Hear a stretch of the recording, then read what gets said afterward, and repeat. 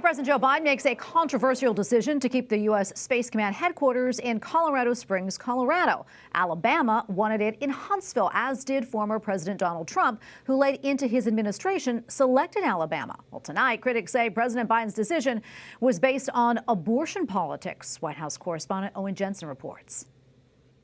U.S. officials say President Joe Biden, who continues his vacation, believes moving the headquarters now would jeopardize military readiness. And here at the Pentagon, officials say the decision was based on an objective process.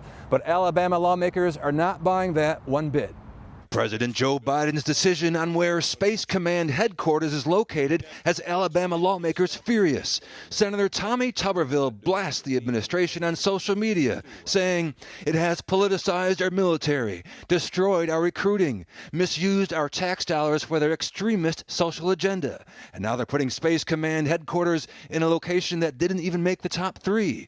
Going on to say, this is absolutely not over. I will continue to fight. And tonight, accusations that abortion politics played a role in the choice. Senator Tuberville is holding up Pentagon promotions, much to the angst of the Biden administration.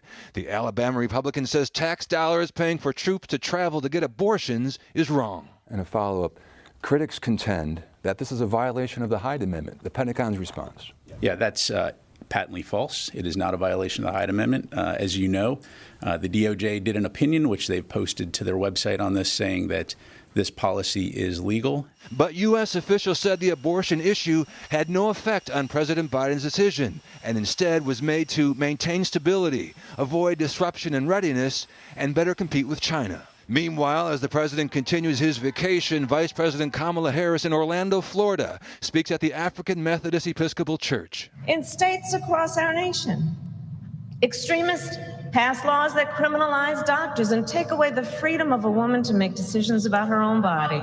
And separately, Nicaragua. No word yet on demands for Catholic Bishop Rolando Alvarez to be released from prison.